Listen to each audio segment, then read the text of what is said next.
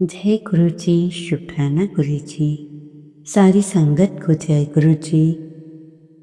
संगत जी, महाराज की कृपा सब पे बनी रहे, सब पे उनके ब्लेसिंग्स आती रहे। कोई भी संगत ऐसी ना हो जिसे उनकी ब्लेसिंग्स ना मिले। तो संगत जी शुक्राना करिए, ब्लेसिंग्स लीजिए, शुक्राना सुनिए, ब्लेसिंग्स लीजिए। यही सब है, बाकी तो कुछ नहीं। जय गुरु जी। संगत जी, गुरु जी की आज्ञा लेते हुए आज का मैं मंत्र जाप शुरू करते हुए गुरु जी शुक्राना सत्संग प्रारंभ करती हूँ। आशा है आप उसे ध्यान से सुनेंगे। गुरु महाराज मेरी की हुई गलतियों को माफ कर देंगे और संगत भी। तो मंत्र जाप शुरू करते हैं, आप भी बोलिए। ओम नमः शिवाय, शिव जे सदा सहाय। ओम नमः शिवाय, गुरु जी सदा सहाय। जय गुरु जी। आज आप शिव कृपा गुरु जी के चरणों में कोटि कोटि नमन। इससे पहले जो गुरु जी के चरणों में लाइक सब्सक्राइब समर्पित करे, उसके घर में सुख समृद्धि की कभी कमी ना करें। हमारे प्यारे गुरु जी उन्हें भरपूर दें। गुरु महाराज उनकी हर इच्छा को पूर्ण करें। संगत जी, आज का सत्संग थोड़ा डिफरेंट है और इसे ध्यान से सुनना, क्योंकि आज के 10% में से 7% जनता जो मैं चीज़ बता रही हूँ उसमें फंसी हुई है। तो ध्यान से सुनिए। संगत जी, एक जैसे आज का मान लो विषय है कर्जा, लोन, ठीक है। और एक उदाहरण के लिए संगत जी, हम आपको कोई बोतल देके, छोटी सी बोतल देके कहें कि खड़े हो जाओ, प्लास्टिक की बोतल देके जो बिल्कुल खाली है। मैं आपको कहूँगी कि इसे लेकर खड़े हो जाओ। शुरू में तो आप बड़े अच्छे ढंग से खड़े हो जाएंगे, परंतु जैसे ही 2-3 घंटे होंगे तो आप उसी बोतल को लेकर थकना शुरू कर दोगे। और अगर आपको बहुत टाइम खड़ा किया जाए तो उसका वेट भी आपको 50 ग्राम से 200 किलो तक का लगेगा। क्यों? क्योंकि आपको एक, मान लीजिए, वो पनिशमेंट है, लेके खड़े हैं आप, ठीक है। तो मैंने ये उदाहरण दिया है और अब आप थकते जा रहे हो, ठीक। इसी प्रकार यदि कोई कर्ज लेते समय जितना हल्का फुल्का महसूस करता है, परंतु धीरे धीरे यही कर्ज हमें कई गुना तकलीफ देना शुरू कर देता है। और कर्ज हमारे जीवन में, अगर कर्ज से हम जीवन में उलझ गए तो हमें कर्ज के लायक ही रह जाते हैं। हर समय हमें चिंता में।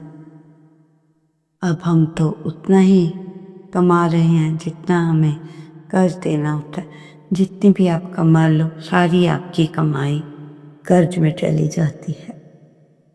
आज की दुनिया में उसी के लायक रह जाता है इंसान जो कर्ज लिया है उसको वापस दिलाने के चक्कर में। 10 से 60 लोग कर्ज की बीमारी का शिकार हैं। कर्ज क्यों चढ़ता है? क्योंकि कर्ज, क्या आपको लगता है कर्ज लेना चाहिए? क्या कारण है जो कर्ज को हम चुका ही नहीं पाते? तो संगत जी, आपको बताएं, कि कर्ज आपने ले लिया, आप उतारने में असमर्थ हैं तो वो बढ़ता ही चला जाता है। कर्ज भी दो तरह के होते हैं, एक अच्छा कर्ज और एक दूसरा बुरा कर्ज। अच्छा कर्ज वो होता है जो हमने अपनी किसी प्रोडक्शन के लिए, रियल एस्टेट जैसे एजुकेशंस के लिए, बिजनेस के लिए या घर बनाने के लिए, जैसे एजुकेशन पूरी हो गई, आपने अर्न करना शुरू कर दिया, आप वो लोन धीरे धीरे चुका भी दोगे, ठीक है। बिजनेस के लिए जो सेटअप किया हुआ लोन है वो भी आप पूरा कर देते हो जैसे तैसे। संगत जी, खराब कर्ज वो है, ध्यान से सुनिए, खराब कर्ज वो होते हैं जो लग्जरी के लिए होते हैं या अपनी सुख सुविधाओं के लिए होते हैं, जैसे शादी के लिए लिया गया कर्ज, गाड़ी के लिए लिया गया कर्ज, और इस तरह के जो कर्जे हमारे लिए इतना, बल्कि इतनी ज़रूरत नहीं होती, फिर भी हम लोन ले ही लेते हैं, इसे खराब कर्ज कहते हैं। किसी कर्ज को चुकाने का कर्ज ये भी एक खराब कर्ज है।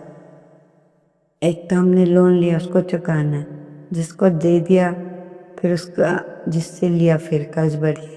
देखो, इन सब के तरीक भी मतलब हमें इधर उधर देख के लोगों को कर्ज नहीं लेना चाहिए, क्योंकि ये ऐसे हम कर्ज लेते हैं वो हमारे लिए बहुत मुश्किल हो जाता है। सबसे पहले प्लैनेट्स हैं, जो ग्रह हैं, बुध हमारा अगर खराब हो तो इंसान ना ना चाह कर भी वो कर लेता है। बाई चांस गलत जगह पर आकर तो वह हमें फंसा ही जाएगा। मतलब कहने का अर्थ है, जब हमारे स्टार्स खराब है, बुध खराब है, तो वो हमें मतलब किसी ना किसी तरह लेने पे मजबूर कर देगा और आपका लाइफ धीरे धीरे खराब हो जाएगी। आज का दिन निकलने के लिए कर्ज तो लेना ही है। पहले वो सोचेंगे कि कर्ज चुका दूं, बाद में देखी जाएगी, तो इसका मतलब है कि वह कर्ज में फंसता ही चला गया, क्योंकि पर उसने इनकम बढ़ाने का सोर्स नहीं सोचा। उसने सोचा कि इतना बड़ा कर्ज लिया है, इसे चुकाना कैसे है। ये किसी बड़ी तिष्ठा में आकर वो कर्ज ले तो लेता है, उस कर्ज को चुकाने के लिए, और उसे कर्ज लेने पड़ते हैं। ये बुध की ही खराबी होती है। बुध की सबसे बड़ी बात यह है कि अपनी गुडविल कहीं खराब ना हो जाए, इसके लिए मैं कर्ज ले लेता हूँ, पर वो कल खराब ही होगा। जिंदगी खराब हो जाएगी, आने वाली पीढ़ियाँ खराब हो जाएंगी। वो ये सोच ही नहीं पाते यदि आपके घर से बड़े 2 पत्ते वाले पौधे और लगे हैं और कैक्टस वगैरह लगे हैं, बुध खराब है, तुलसी का पौधा लगाने पे अच्छा नहीं लगता, मुरझा जाए, इट मीन्स आपका बुध खराब है। जब हम घर का सामान बिना किसी जानकारी के खरीद लेते हैं तो भी बुध खराब होता है।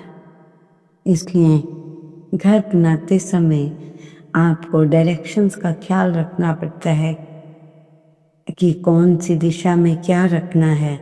संगत जी, मैं तो सारी संगत से यही कहूँगी, जब भी लोन या कर्ज लें तो बड़ा सोच समझ कर लें, और ये भी ध्यान रहे कि हम कर्ज चुका पाएंगे कि नहीं। लोगों की देखा देखी अगर आपने अपनी चादर से बाहर पसार लिए तो समझ लो कि आप किसी बड़ी मुसीबत में आने वाले ही अपने आप को के ऊपर मुसीबत बुलाने वाले हैं। संगत जी, आपके पेट दर्द है या कोई स्किन से रिलेटेड प्रॉब्लम, तो डॉक्टर की दवाइयाँ आप खा चुके हैं पर कोई असर ना हो रहा हो और आप बहुत ही परेशान हो जाते हैं। अगर आप गुरुजी की संगत है तो आपको इन चीज़ों से डरने की कोई बात नहीं है। आप सोचेंगे ये वाला जो मैसेज है मैं दे गुरुजी कह रहे हैं, दो आजकल की संगत ना जाने क्या क्या करती है, फिर बाद में प्रॉब्लम होती है। इसलिए अगर प्रॉब्लम आ भी गई, अगर आप गुरुजी की संगत हैं, आप जल प्रसाद तो अपने घर में रखते ही होंगे। आपको एक चंदन की डब्बे भी बाज़ार से लेके आनी चाहिए, और जब ले आए तो आप को क्या करना है, जल प्रसाद में टीका प्रसाद मिलाकर जहाँ पे आपको प्रॉब्लम है वहाँ पर लगाएं। 7 बार गुरुजी का मंत्र जाप करते हुए जहाँ कोई प्रॉब्लम है वहाँ धीरे धीरे लगाते लगाते कुछ ही दिनों में वो ठीक हो जाएगा। संगत जी, मैं अपना ही छोटा सा सत्संग बता रही हूँ कि माँ मेरी बाजू में पता नहीं बाल तोड़े या कोई गिल्टी थी हुई, तो मैंने किसी आंटी का सत्संग सुना। वो आंटी सत्संग में बता रही थी कि उन्हें भी सेम ऐसी ही प्रॉब्लम हुई थी। तो मैंने पूरा सत्संग सुना। तो उन आंटी ने कहा कि मेरे साथ भी एक बार ऐसा ही कुछ हुआ था, तो अधिक प्रॉब्लम आई जब मैंने जल प्रसाद में टीका प्रसाद मिलाकर गुरुजी का मंत्र जाप करते हुए 7 बार लगाया, और ऐसा थोड़ी देर बाद ऐसा लगा कि किसी ने मतलब आपके रोग को हल्का कर दिया है। वो कौन कर सकते हैं? हमारे गुरुजी महाराज के अलावा तो ऐसा दुनिया में कोई है नहीं जो ठीक कर दे।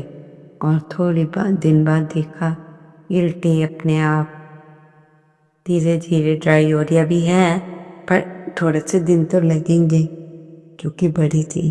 तो संगत जी, मैंने जो सत्संग सुना था तो वो उसको सुनकर मैंने भी वही काम किया, और वाकई में ही डॉक्टरों के जहाँ दवाई काम नहीं करी वहाँ पर गुरुजी के चंदन टीके और जल प्रसाद ने अपना चमत्कार दिखा दिया। ऐसे हैं गुरु महाराज, किसी को कोई दुख होता नहीं देख सकते संगत जी।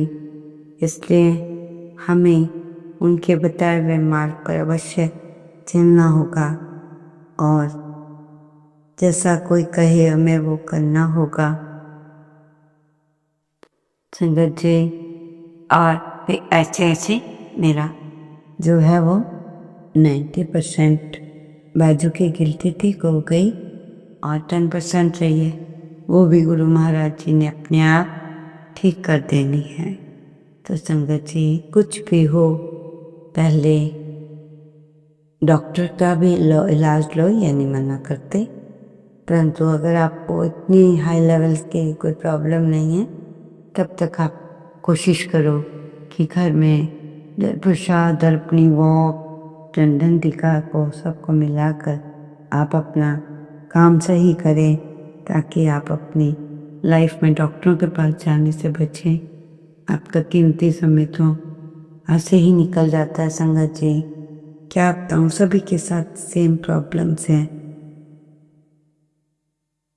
संगत जी। गुरु जी कहते हैं तुम जितनी जल्दी अपने काम को पूरा करने के लिए कर रहे हो उतनी ही तुम्हें देरी हो रही है। जैसे तुम सोचते हो कि उसका उल्टा होता है, घबराहट तेरे काम में देर नहीं करेगी, बल्कि तेरा काम आने वाली अड़चन को दूर कर रहा है। इसलिए तेरी भलाई के लिए है, बहुत जल्दी तुम्हें इसका एहसास हो जाएगा। बस अपने रब पर भरोसा रखें और अपने रब से कहीं भी कुछ उन पे शक न करें। जो रब करता है अच्छा ही करता है और हमारी रदा के अनुसार नहीं करता, क्योंकि हम ना जाने कौन सी चीज़ क्या मांग रहे हैं और वो मिले ना मिले तो अतुची। इसलिए आज के सत्संग से तो मुझे यही पता चल रहा है, कर्ज से बचो। अगर कोई स्किन प्रॉब्लम या वो है तो गुरु जी का घर प्रसाद में टीका लगाओ संगत जी, और ध्यान से लोग आपको बेवकूफ़ बनाएंगे, कर्ज चढ़वाएंगे ताकि वो तमाशा देख सके। इसलिए हमेशा अपनी जितनी आपकी पॉकेट अलाउ करती है उससे ज़्यादा 1% पे मत लो, चाहे कम ले लो, कम खा लो, कोई बात नहीं, परंतु excess of everything is bad as you know. तो संगत जी मैं तो यही कहूँगी कि आप जो भी कार्य करें बड़ी सावधानी से करें, क्योंकि और किसी की बातों में ना आए। लोग बहुत अच्छे हैं, ऊपर से बहुत मीठा बोलते हैं और बाद में वही लोग कहते अरे हमसे हो गया, हमने तो कुछ किया नहीं। बस उन्हें पता ही नहीं चलता जो वो कर रहे हैं, कितना टाइम लग रहा है, कैसे टाइम बीत रहा है। इसलिए आप सबसे रिक्वेस्ट है, जो हमने आज इम्पोर्टेंट बातें बताई उनको देखो, पढ़ो, शेयर कर दो अपने फ्रेंड्स के साथ भी, अगर उन पे नहीं है कुछ तो। संगत जी आपका ज़्यादा समय न लेते हुए सत्संग को यही विराम देते हुए कल के नए सत्संग की तैयारी करते हुए आप सब से प्रार्थना करती हूँ कि मेरी कई भी बातों को सुनो और बुरा ना मानो। इसलिए सारी संगत को जय गुरु जी, शुक्राना गुरु जी। गुरु जी के चरणों में कोटि कोटि नमन। आई लव यू गुरु का, आई लव यू।